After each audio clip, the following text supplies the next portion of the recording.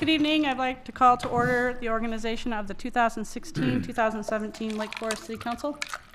Deputy City Clerk Boyer, I ask you to administer the oath of office to 1st Ward Alderman-elect Prudence Beidler, 2nd Ward Alderman-elect Timothy Newman, 3rd Ward Alderman-elect Dr. Stanford Tack, and 4th Ward Alderman-elect Michelle Marino.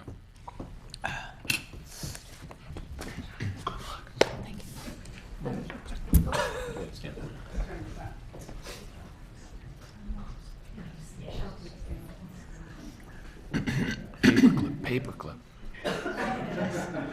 She wasn't there for the paperclip. You'll raise your right hand and repeat after me. I state your name. I, Prudence Beidler, I, Tim Newman, Have been elected to the office of Alderman have been elected to the office of Alderman of the City of Lake Forest of the City of Lake Forest in the County of Lake in the County of Lake in the State of Illinois. in the State of Illinois. Do solemnly swear Do solemnly swear that I will support the Constitution of the United States that I will support the Constitution of the United States and the Constitution of the State of Illinois, and the Constitution of the State of Illinois, and that I will discharge the duties of said office and I will discharge the duties of said office according to the best of my ability. according to the best of my ability. Congratulations.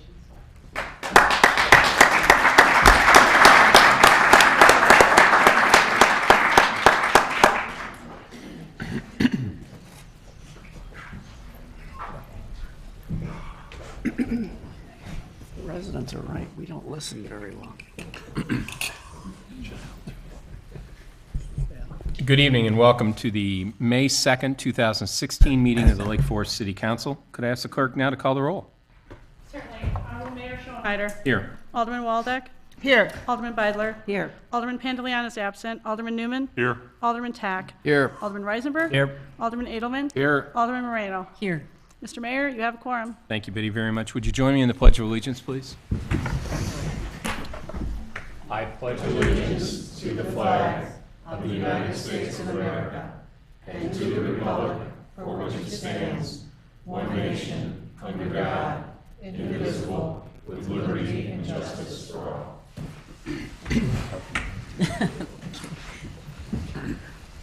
As required by city charter and city code, at this point in time, we also need to elect and appoint the appropriate city officers.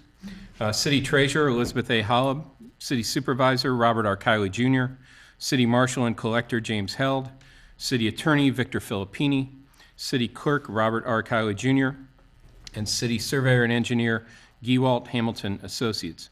Do I have a motion to approve the slate? So moved. Do I have a second? Second. All those in favor? Aye. Opposed? Hearing none, they pass unanimously. Congratulations. Next item on the agenda, comments, reports of city officers, comments by mayor. I do have a few things this evening. First item is a resolution of appreciation for human resource employee Carla Ward, and I'd like to read that if I could. Whereas Carla A. Ward has been a dedicated and time-honored employee of the City of Lake Forest since December 4th, 1972. And whereas Carla A. Ward served as a clerk, cashier, and finance, then became a secretary and senior secretary in the office of the city manager, an administrative assistant in human resources, and finally a human resources specialist during her career. And whereas Carla A. Ward single-handedly planned the employee recognition dinner for approximately 35 years, served as chairman of the Employee Activity Committee for the past 13 years, and was a member of the Employee Benefit Committee since its inception in 2003.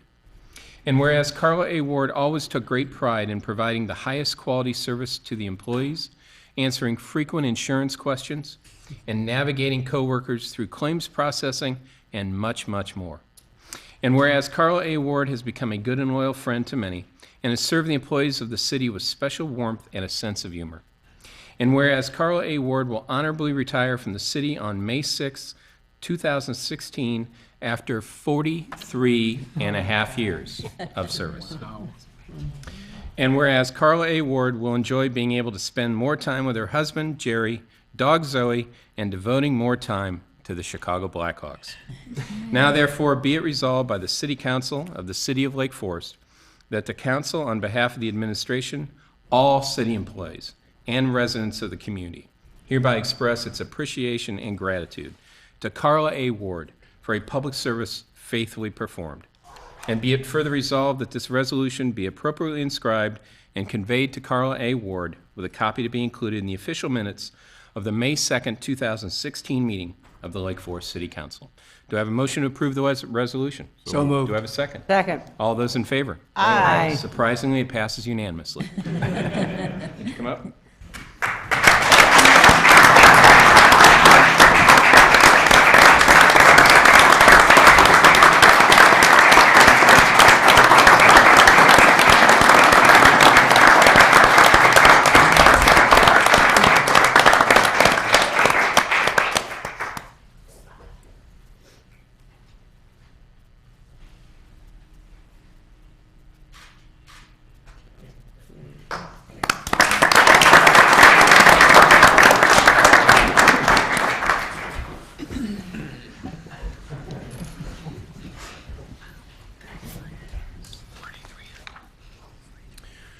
Next item on the agenda, the Bike Safety Proclamation. I've got another proclamation here to read, if I may. Whereas the bicycle is an environmental, healthy, economical, and sound form of transportation for those who ride by choice or by economic or other necessity. And whereas the bicycle is also an excellent tool for exercise, recreation, and enjoyment of the city's scenic beauty. Whereas most cyclists and motorists receive little formal education on the laws and safety techniques governing roadway interactions between motor vehicles and bicycles. And whereas increased knowledge of such interaction will improve safety for both cyclists and motorists. Whereas Ride Illinois is conducting a Mayor's Bicycle Safety Challenge, in which Illinois towns encourage residents to learn relevant safety techniques and laws through interactive quizzes for adult bicyclists, child bicyclists, and motorists.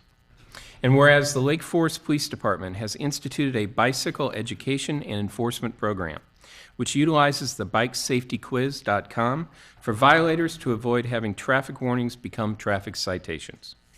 And whereas the Lake Forest Police Department is holding its 5th Community Bike Rodeo, sponsored by the Lake Forest Police Foundation, on Saturday, May 21, from 10 a.m. to 2 p.m.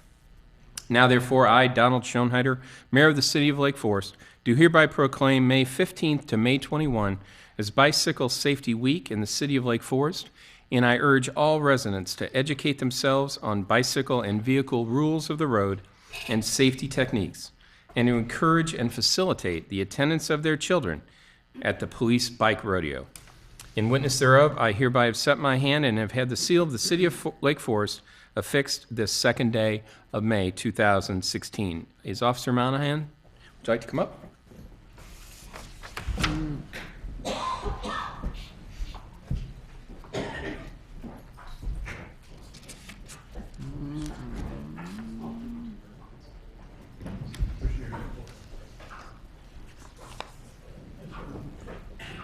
Bartles and James.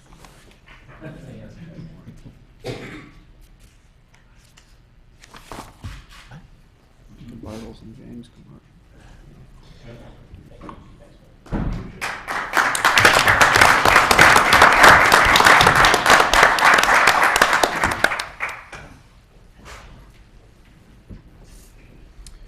All right, item number C on our agenda, which will, if you'll bear with me, tonight is the night we make board and commission appointments and reappointments. And I have quite a few of those to read, and I'll do that. And then after we've read all of them, I'll ask for council to take a vote on those appointees.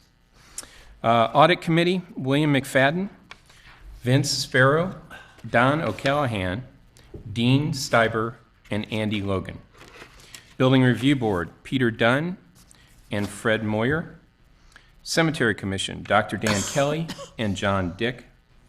Gorton, Karen Rohde, James Morris, and Sarah Lamphere. Historic Preservation Commission, Bill Redfield, Elizabeth Sperry, Bruce Grieve, and Wells Wheeler. The Legal Committee, Tim Franson and David Neumeister. The Library Board, Jermaine Arnson, Elizabeth Grob, and Beth Parsons. Parks and Recreation Board, Jake Lee, Paul Best, Steve Reimer, and Skoo Walker. The Plan Commission, Monica Ruggles, Tim Henry, and Mike Lay. The Zoning Board of Appeals, Mark Pasquesi, Mike Simon, Nancy Novitt, Kevin Lewis, and Louis Pickus. Croya, Lori Doherty, John Mayer, and Susie Colby. Elwa, Thomas Walvard, Diane Fitzsimmons, Barry Hollinsworth, and Holly Brown. The Senior Resource Commission, Mark Dillon, Kathy Otzenmeyer, Jim Blanda, and Sally Kelly. And the Public Service Award Committee, Tom Swarthout and Maddie Dugan. I'd like to ask for a motion to approve the appointments and reappointments of those boards. So moved. Do I have a second? Second. All those in favor? Aye. Opposed? Hearing none, they pass unanimously. I'd like to personally, on behalf of the council and the community, thank each of you for your willingness to serve, in many cases for multiple terms. It's difficult, as those of you know, to take time out of what are very busy schedules, but the community and we as a council and city staff certainly are grateful for what you do and the contribution you make. So on behalf of all of us, thank you.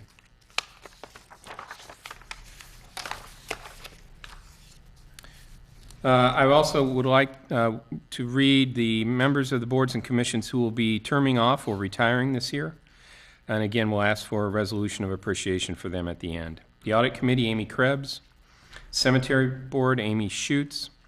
Gorton, Alan Lerner, and Peter Cherry. The Historic Preservation Commission, Peter Schaefer, James Preschlack, and John Travers.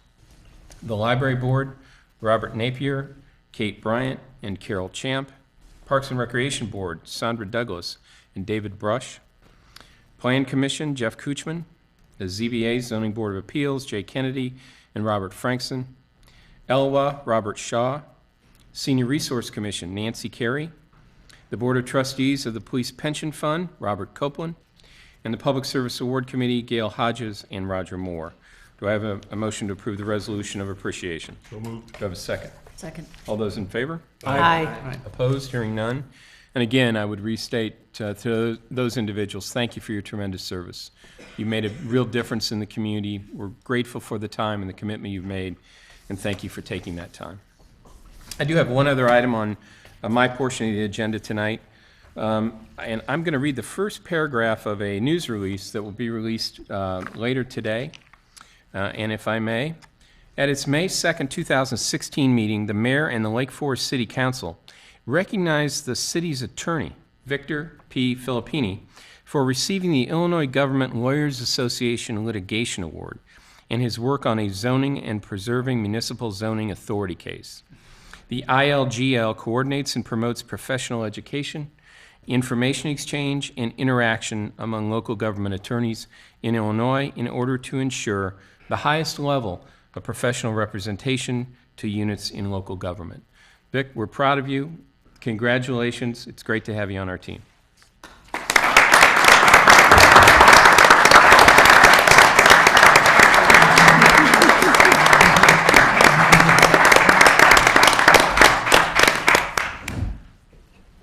Actually, let's shake it right.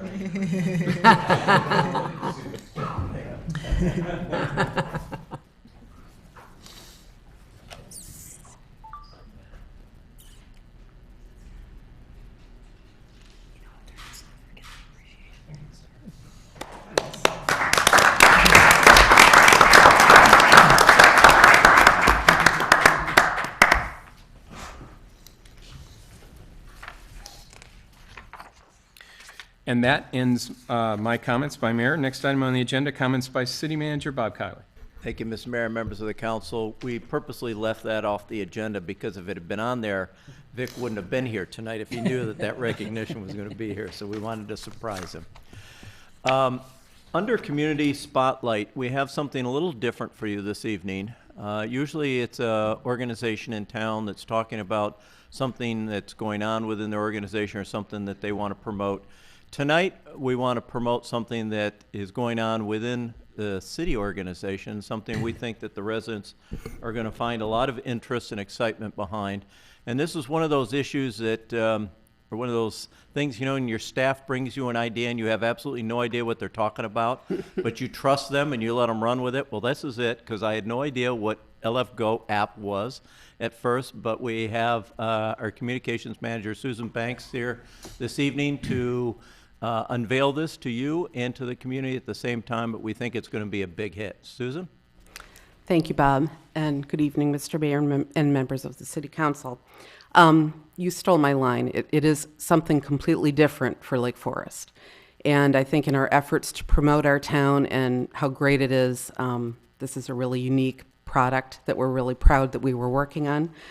Susan Kelsey, Economic Development Coordinator, and I are so excited to announce the official launch of LF Go, a self-guided tour app that tracks your location and tells you what you are passing.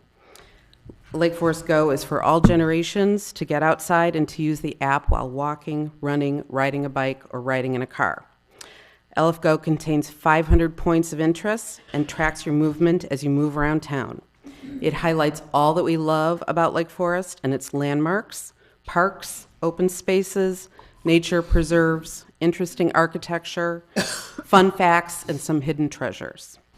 To develop the script for Lake Forest Go, we have been working very closely with the developers, Brent Engel, who's here with us tonight, his brother Matt, and his father Mitch, the Historical Society, the Preservation Foundation, and Open Lands.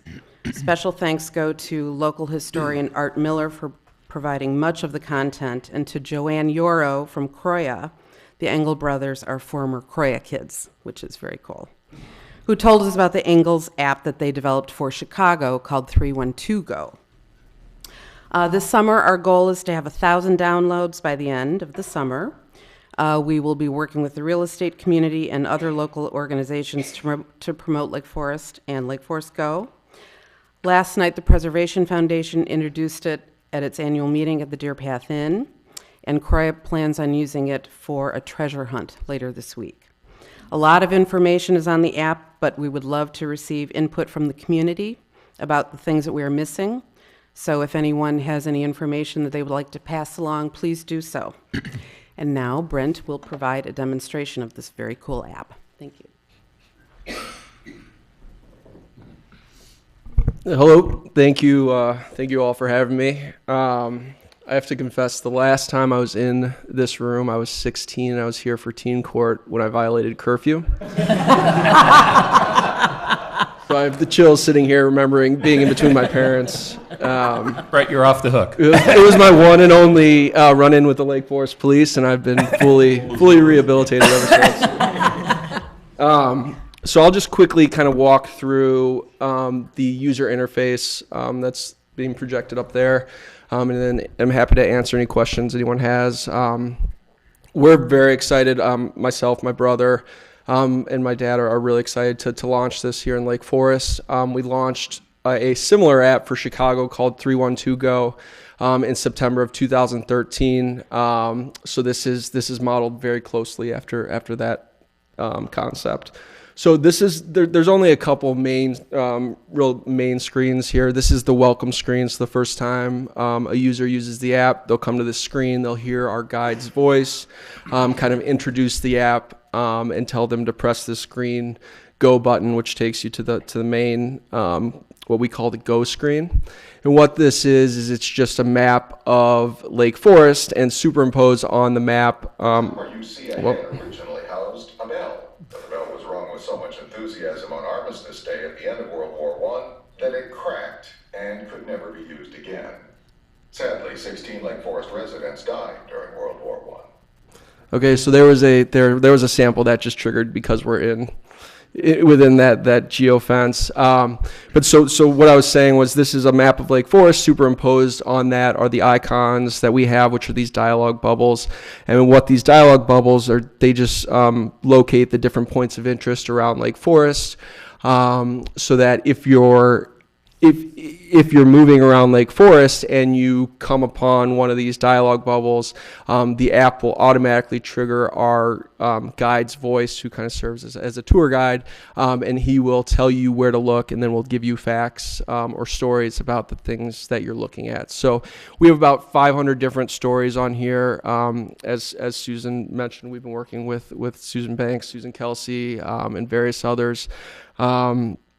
So 500 different points all around Lake Forest. They tend to be anywhere between 30 seconds to 90 seconds. We try and make the content exciting and fun and entertaining, and easy to digest. So there's really two ways to use the app. One is kind of how you just saw, which is using geofencing, which is basically we use coordinates to create a fence around different points of interest. And if a user has the app on and crosses that geo fence, it automatically triggers the guide's voice. So that fence, the size of that fence will grow or shrink depending on how fast you're moving. So if you're in a car and you're approaching City Hall, it'll trigger earlier than if you're walking, because the idea is that you want to be hearing the content as you're going by. One of the interesting things about Lake Forest, or about LF Go, that is very unique, is it's all audio, and the reason for that is it's really designed to kind of fit to what the user is doing and kind of overlay with if they're out walking or if they're out running errands, so that it kind of adapts to the user, rather than a lot of similar apps where you have to be looking down at pictures or reading text. There's none of that. If you're going out for a walk, you come into the app, you get to this map screen, you put the phone in your pocket, and as you walk around downtown Lake Forest or your neighborhood, it'll automatically do all the work for you and feed you the content. So each of these dialogue bubbles, the colors are different categories. Let's see, the yellow bubbles are architecture, the green are public works, the brown are stories about things that were once in those locations but are no longer there. The red are things that we think are particularly interesting. Purple are for restaurants and businesses. These trees, which you can kind of see, are for witness trees that are, I think there's 7 or 8 of them around Lake Forest. And then we also have public restrooms on here as well. So just to kind of give you a feel, I'll trigger some. The other way to use the app, if you're not out using the app, or if you just want to use it, sitting at home, or if we want to use it right here, for example, is to just touch the bubbles, and we can trigger the guide's voice that way as well. On the northwest corner of Vine and Western is Wenman Funeral Home, which originally was located on Deer Path. Founded in 1889, Curtis Gideon Wenman's family business also included an ambulance and livery service in the days before taxicabs. The ambulance service operated until 1963, when the equipment was donated to the Lake Forest Fire Department. The livery service developed into the Wenman Buick dealership.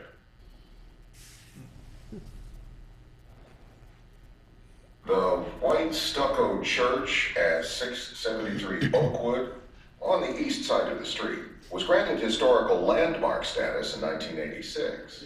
This building began as a 4-room schoolhouse on property purchased by the city of Lake Forest in 1888, and for a short period it was a lodge hall, before being purchased by First Baptist Church in May of 1903. The primarily African-American congregation actually formed in 1900 and has been active ever since. On the north side of Illinois, at the 900 address, is a red brick driveway with a black iron gate between 4 brick columns, and this estate was completed in 1910 for Henry Rumsey, who served as mayor of Lake Forest for 6 years during the 1920s. Rumsey made his fortune as a commodities trader and was a prominent member of the Chicago Board of Trade. The Great Depression was not kind to Mr. Rumsey, as he found it necessary to vacate this property, and the estate sat empty until World War II, when naval officers were housed here. So that gives you some idea of the type of content we have. The only other thing on this screen that I would mention is if you want some help or some more guidance, you can touch this green half circle at the bottom. After I share a story or fact, And our guide will come on and just give you more information about the app. become transparent on your map screen. So, and then the only other screen really to share here is if you want to keep track of the different points that you heard. There's an activity summary screen, which just lists all the different stories and the points of interest that you triggered while using the app. So here you can see the only one that's listed is the City Hall Broken Bell, the first one that we heard, because that was the only one triggered by our location. It's like going to Disney World without the waiting lines. Now, Matt, Susan was kind enough to put this app on my phone, but could you maybe explain how someone goes about getting LFGO app on their phone? Sure. So if you have an iPad or an iPhone, just go to the iTunes App Store and search for Lake Forest, and it will come up. What about Androids?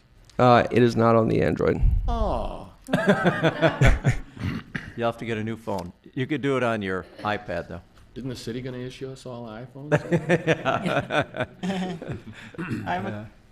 Go Okay ahead. to ask you, I have a quick question. All right, so I actually, thanks to Susan, did put this app on my phone and spent about 5-10 minutes driving around with it today, and it was really interesting. And one thing that it did, and I don't know if you can comment on this, but I made a loop through the east part of town, and I happened to go down the same stretch of East Deer Path Road twice. So I went down East Deer Path, and I went to Lake, and then I circled around, I went down again. It told me a different story when I drove down that same stretch of road, within like a 2-minute, on the same trip. And I didn't know if it was just like really, really smart and it knew to do that, or if I thought I was going to hear the same story, but Right. it told me something different. So there's two things with that. First, you can reset the app. So to reset the app, you go into the activity screen and you just press this reset button up here. But the reason for that is if you don't reset the app, you only hear each story one time. And the reason for that is because there's, in downtown areas, there's a lot of different points all around. And so you want to make sure that we allow people to get to that new content and that they don't hear the same story over and over again. The other thing is there's a feature in the app that we're not using much right now, but the functionality's in there as we grow the content. If we grow the content, where you can have different layers of content. So maybe, I don't know if this was what was happening in the example you're describing, but if you want to hear kind of the basics about a location the first time you go by, the next layer, so that layer goes away, and the next time you go by, you'll hear maybe one, a little bit more, and you'll kind of you can build in some depth there and still keep the sound bites to 30 to 90 seconds. Did you say the iTunes App Store? Yes. So I just tried it, it's not coming up. Did you search Lake Forest? Yes. The one exception is that, does your iPad have a data plan? I believe so. I don't know why it wouldn't be coming up. I can take a look at it. Look at it later. Yeah. We'll work on it if, yeah. Good job. Other questions from Matt or Susan? I'm Brent, by the way. Oh, My Brent, brother's I'm Matt. sorry. Yeah. Your brother. My brother's Matt. Yeah. All right. Brett, thanks. It's really Yep, exciting. thank you all. Thank you. Very good. Thank you, Susan. And that completes my report for this evening. Thank you, Bob. Next item on the agenda, comments by council members. First item on the agenda, the Finance Committee approval of the comprehensive fiscal plan for FY 2017, and with Alderman Pantalion's absence, presented tonight by Elizabeth Hall.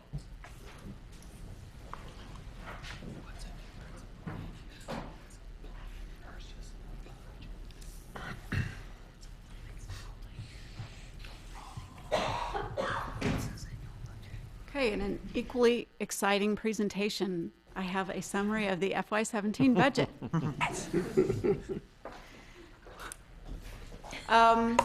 This evening, I do have just a very brief summary of the work that's been going on over the last 8 months. We do have for the City Council's consideration this evening the fiscal year 2017 comprehensive fiscal plan. You might say, why don't we just call it the annual budget? That's because the document is actually more comprehensive than just the annual budget. While you are today appropriating expenses for fiscal year 2017, the budget book, Comprehensive Fiscal Plan, does also include other things like the 5-year capital improvement program, long-term forecasts for certain funds, and the pay plan. So there are other fiscal-related documents included in the book that you're approving this evening, which is why we do use the alternate term.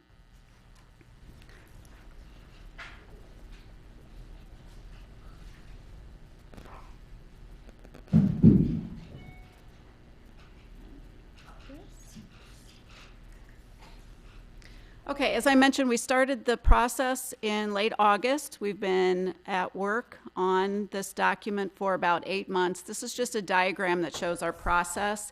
The fiscal year runs from May 1st to April 30th. We're just starting a new fiscal year yesterday. We spend the summer basically auditing and closing the prior fiscal year and preparing the audit and finalizing the financial activities from the prior year, and then we set work on the budget in late August.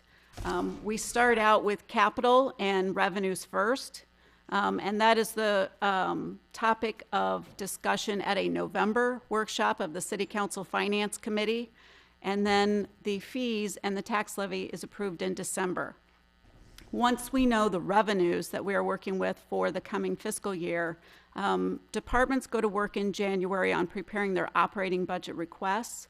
The city manager meets with departments in February, and then a preliminary budget is prepared for consideration and discussion by the City Council Finance Committee in March. And then we wrap up and finalize in March and April, distribute the budget book for your review, and then have that document approved the first meeting in May. Just some high-level highlights of the total fiscal year 17 budget. This is expenses, is just over $82.2 million.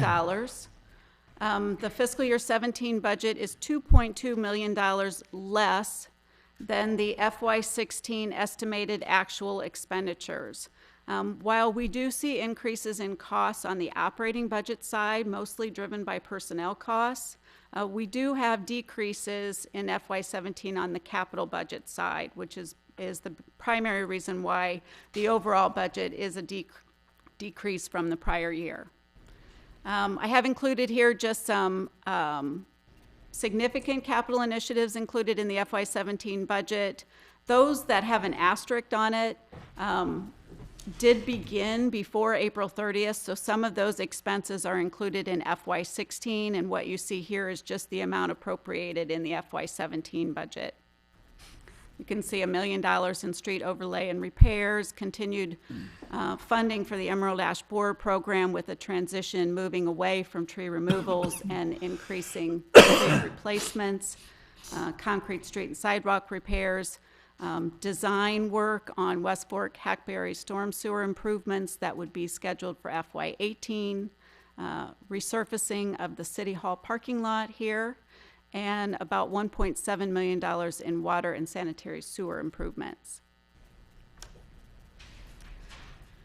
Looking at the revenue side first, this pie chart shows the breakdown of the revenues by source.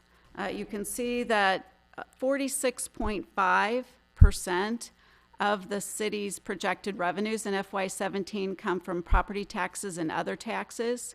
And then charges for services are the second predominant source of 28.7. You can see where the others fall, and then the total revenues of just over $80 million.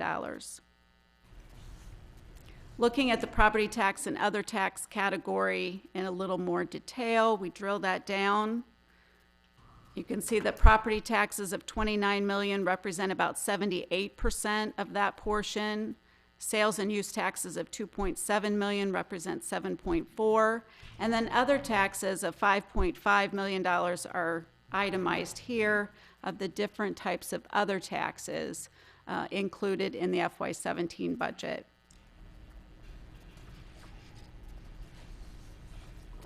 Turning now to the expenditure overview. This first pie chart shows expenditures by type. And so you can see here salaries and employee benefits combine to represent total personnel costs. and represent 45% of the total citywide budget of $82.2 million. So that is here, about $37 million. And that is the citywide budget. One thing to note, we've talked about in the budget workshops, the general fund is the primary operating fund of the city. It's about $32 million and represents about 40% of the total citywide budget, but that is where the majority of city employees are budgeted and the city operating departments. The general fund is 71% personnel, but once you include the other funds and look at the citywide budget as a whole, that percentage goes down a bit, but it is still almost half of the total city budget is personnel. You can see the remaining both in dollar amounts and then as a percentage of the total. The next chart shows the same $82.2 million in expenditures, but now shown by department. So this takes the budget and again just shows in a pie chart the expenses by department, Public Works being the largest department in total of $15.4 million or 18.8%. And then you can see how the departments compare going around. One thing to note here is the non-departmental. Non-departmental are expenses in the budget that aren't specifically attributable to a particular department's operations. So that 27% of the budget is shown here. And you can see a large majority of that is insurance. Insurance is $8.5 million. That represents both health and dental insurance for employees, as well as liability and workers' compensation insurance for the city as a whole. Capital outlay, that is not department specific, of $3.7 million. Interfund transfers out are not actual outflows of resources. The city is required to maintain its accounting through a fund accounting system, and this is an accounting transaction of transfers between funds to meet generally accepted accounting principle requirements. So those are referenced here. Debt retirement of 3.1. So that gives you a little bit more detail on the non-departmental expenses. As I noted at the beginning, part of our budget process includes forecasting long-term certain major funds of the city. We spend a lot of time on the general fund financial forecast. We do this to ensure that we're taking a long-term view of current budgetary decisions and being proactive about budgetary decisions and anticipating challenges on the horizon. We've talked about this deficit for years and through many creative measures, reductions in personnel, consolidated dispatch, modified salt usage policies, refinancing city's debt to take advantage of lower interest rates.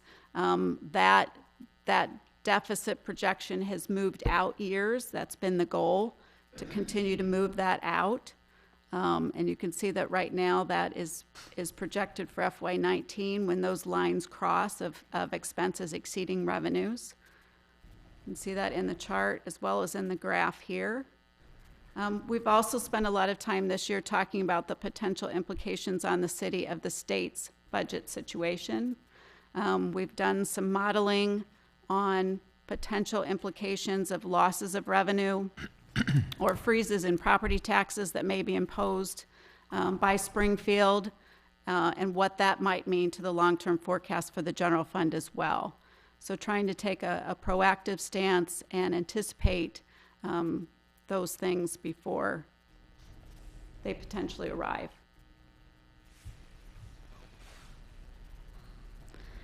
In summary, the city's current financial condition is excellent. The city maintains healthy reserves, allows the city to mitigate any unanticipated circumstances that may arise or unanticipated expenses.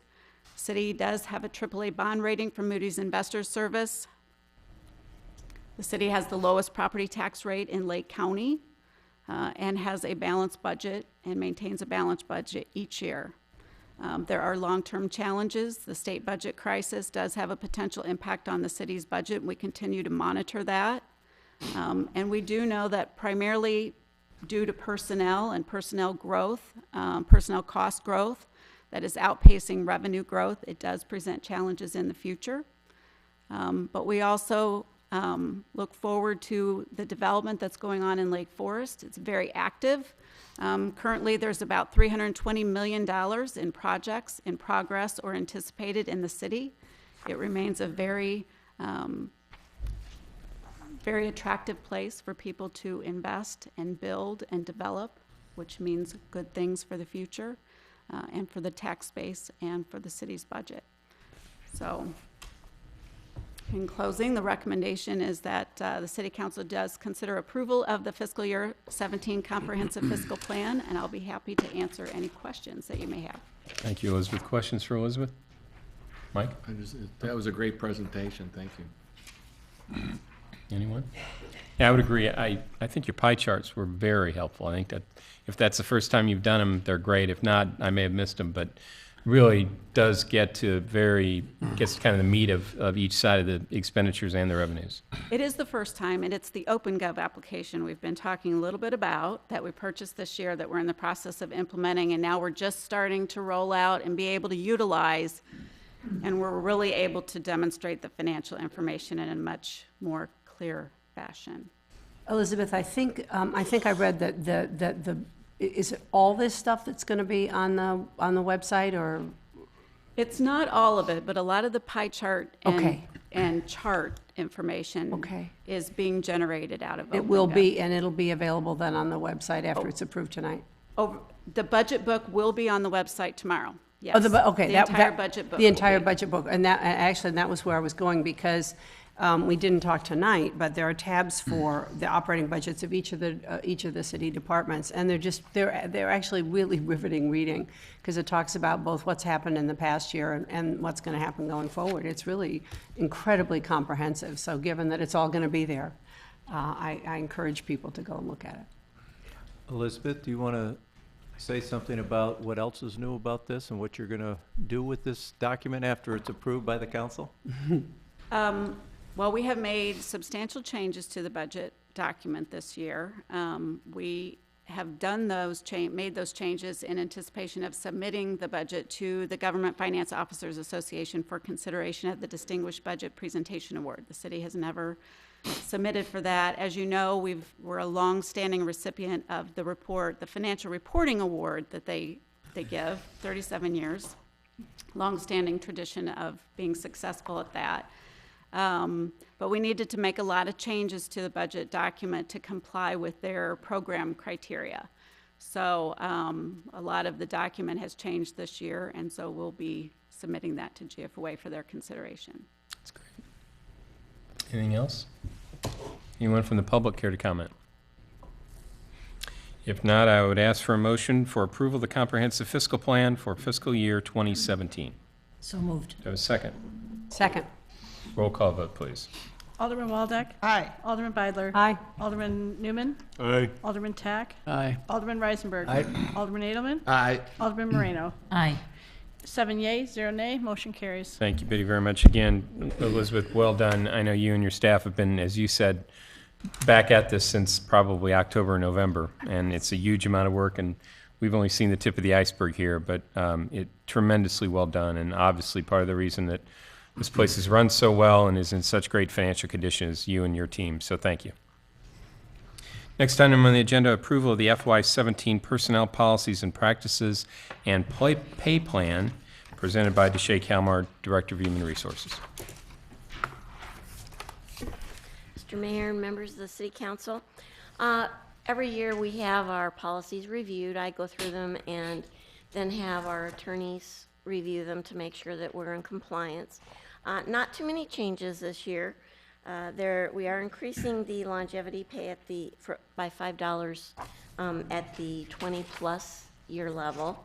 Under the Vacation, Family Medical Leave Act, Pregnancy Accommodation portions of the policies, we have added language to ensure that we're in legal compliance.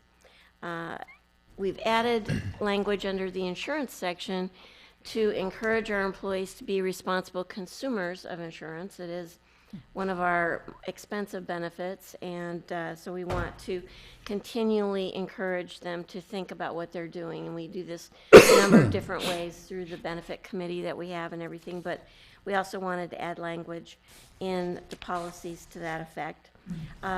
Under our smoking ban language, we added e-cigarettes so that those are also banned in city buildings for employees. And under cell phone usage, I realized that the language referred specifically to city-issued cell phones. We also made it personal cell phones and city-issued cell phones as far as being hands-free or, pulling over if you're, doing something serious on your phone, you need to be careful. And then thanks to Alderman Moreno, there is something that's not in your packet. There is a typo for the word HIPAA under section 8.8.0, so I will be fixing that as I really thought Dr. Tack would find that. Yeah. As far as the pay plan is concerned, as we did previously much with the police wages that we did, and as you previously gave your thumbs up for unofficially, we increased the ranges by 1% for steps 1 through 6, or at the minimum parts of the range, and then at 2.5% for the maximum steps in the range. So that's what our recommendation is. So I would request approval of both documents. Thank you. Deshay, questions? Anyone from the public care to comment? If not, I'd ask for a motion for approval of the FY17 personnel policies and practices and FY17 pay plan. So moved. Do I have a second? Second. Roll call, please. Alderman Waldeck. Aye. Alderman Beidler. Aye. Alderman Newman. Aye. Alderman Tack. Aye. Alderman Reisenberg. Aye. Alderman Edelman. Aye. Alderman Moreno. Aye. 7 yea, 0 nay, motion carries. Thank you, Biddy, and thank you, Deshay, for all your good work. Item C on the agenda, under comments by council members, annual vendor approval, again presented by Elizabeth Hall. Good evening again. This is a formality. The city code has a provision that allows the city council to consider a list of vendors that have an ongoing relationship with the city for approval each year. We have typically provided the schedule, it was on page 92 of your packet, with a history so that you can see the amounts that were approved each year and the history of those vendors. The FY17 recommended vendors are provided in blue with the estimated amounts for FY17 for your consideration and approval. I would note that these are typically smaller purchases throughout the year, but for those single purchases over $20,000, they still come to City Council on the agenda for approval. So for example, Client First is our IT consulting firm. They can do small projects up to $20,000, but if there's any single project over $20,000, that comes to the City Council for specific approval. So I'd be happy to answer any questions. Otherwise, this is recommended for approval for FY17. Questions of Elizabeth? Anyone from the public? If not, I'd ask for a motion of approval of the attached list of vendors for fiscal year 2017. Do I have a motion? So moved. Do I have a second? Second. Roll call, please. Alderman Waldeck. Aye. Alderman Beidler. Aye. Alderman Newman. Aye. Alderman Tack. Aye. Alderman Reisenberg. Aye. Alderman Edelman. Aye. Alderman Moreno. Aye. 7 yea, 0 nay, motion carries. Thank you, Biddy. Any other comments by council members this evening? Seeing none, we'll move on. Opportunity for citizens to address the council on any non-agenda item. Anyone care to address the council this evening on a non-agenda item? Seeing none, we'll move on to item number 5, items for omnibus vote consideration. We'll read all 7 of them, unless any council member wishes to take one individually. I'll ask for a motion to approve at the end. Item number 1, approval of the April 18, 2016 City Council meeting minutes, and I believe there are changes and corrections there. Is that right? That's correct, just sign it. Number 2, approval of a check register for period March 26 to April 22, 2016. Number 3, approval of the regularly scheduled meetings of the City Council for the year 2017. Number 4, approval of collective bargaining agreement between the city and Lake Forest Employee Association. Number 5, consideration of an ordinance amending chapters 70, 73, 78, and 97 of the city code as recommended by city staff, and that is final approval. Number 6, consideration of an ordinance amending the Title 8 general offenses of the city code as recommended by city staff, and again, final approval. And number 7, approval to award a multi-year contract for Recreation Department and Croya program busing services as approved by the Parks and Recreation Board. Any of those items wish to be taken separately by any member of the council? If not, I'd ask for a motion to approve the omnibus. So moved. Do I have a second? Second. Roll call, please. Alderman Waldeck. Aye. Alderman Beidler. Aye. Alderman Newman. Aye. Alderman Tack. Aye. Alderman Reisenberg. Aye. Alderman Edelman. Aye. Alderman Moreno. Aye. 7 yeas, 0 nay. Motion carries. Thank you very much. Next item on the agenda, ordinances. We have no items under the ordinance section this evening. Number 7, ordinance affecting code amendments, also nothing there this evening. Item number 8 on the agenda, new business approval of a resolution authorizing an intergovernmental agreement with Shields Township for dial-a-ride services.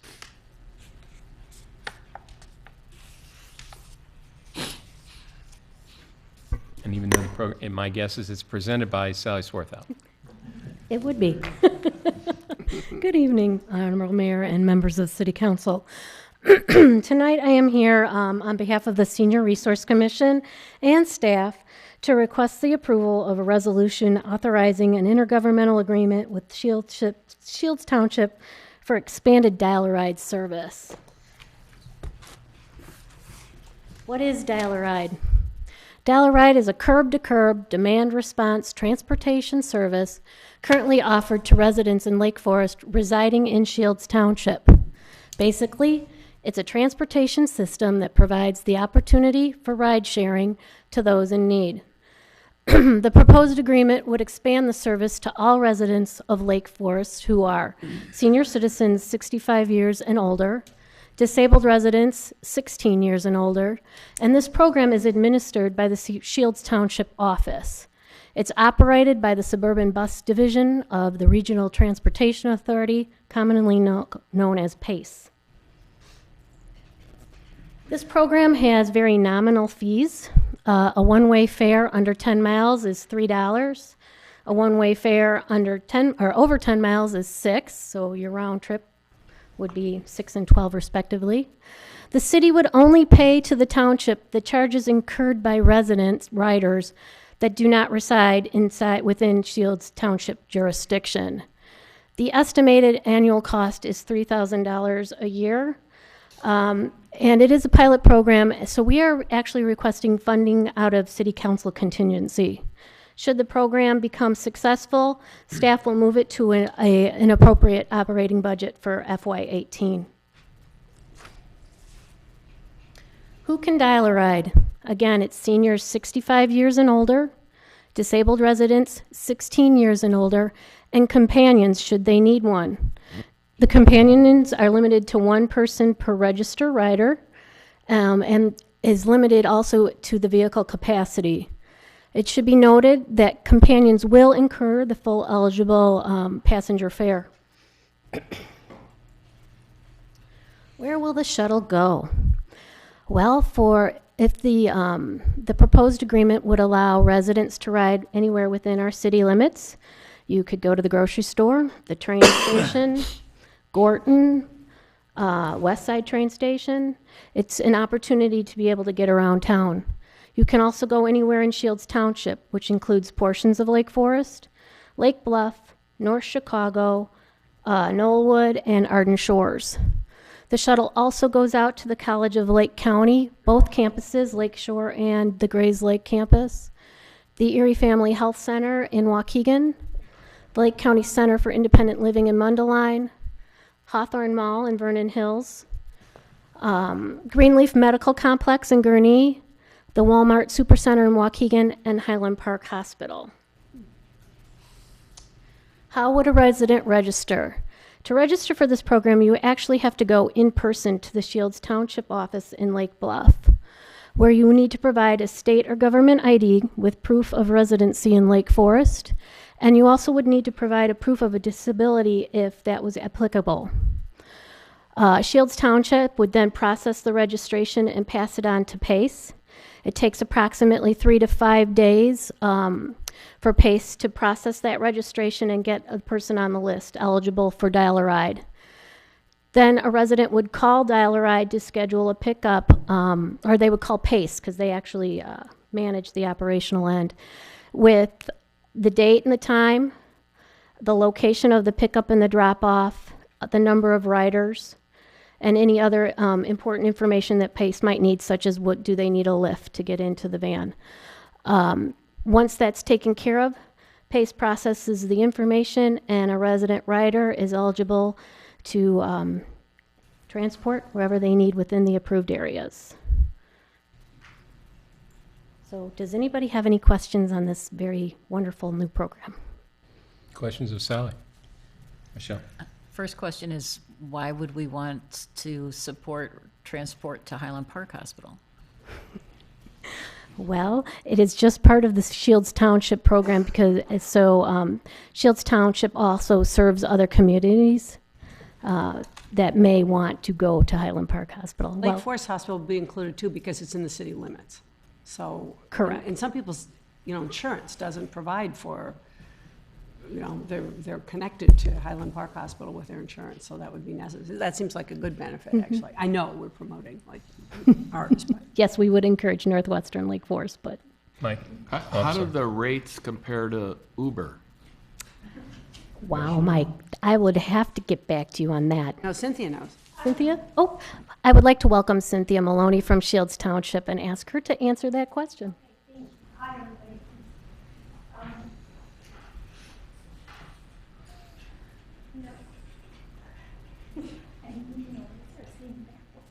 Hello.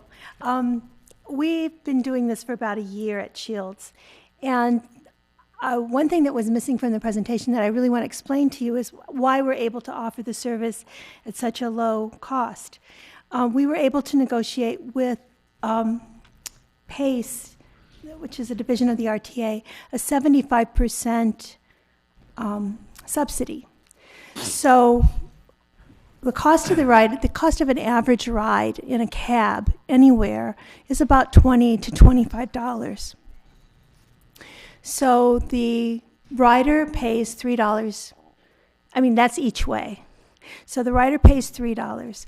Then there is an unfunded balance of $20, say.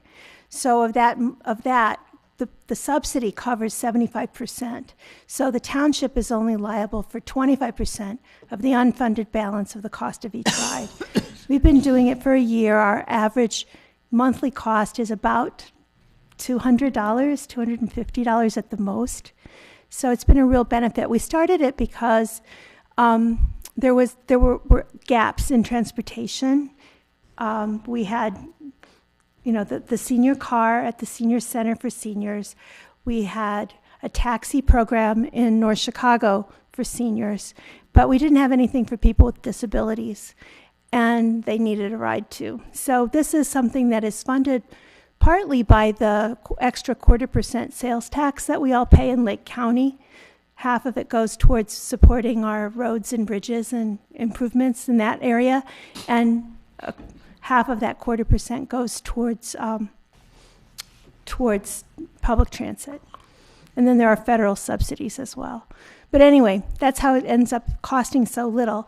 A typical ride on Uber would be probably $12, $14, $20. I don't know. I don't know specifically how Uber compares to a regular cab. It depends on the distance, but this is a set fee regardless of the distance up to 10 miles. Any other questions? I have a question. Would a resident be able to call and get a ride to Shields Township in order to register for this? No, and that's something that we are flexible on that. We could do sign-ups at. We've done this before, going out into the community. We either go see people, we'll fax them or email them an application. Janet Fryer at the senior center goes out and sees people all the time. She could take the the applications to people. So no, they don't have to take a cab to the township.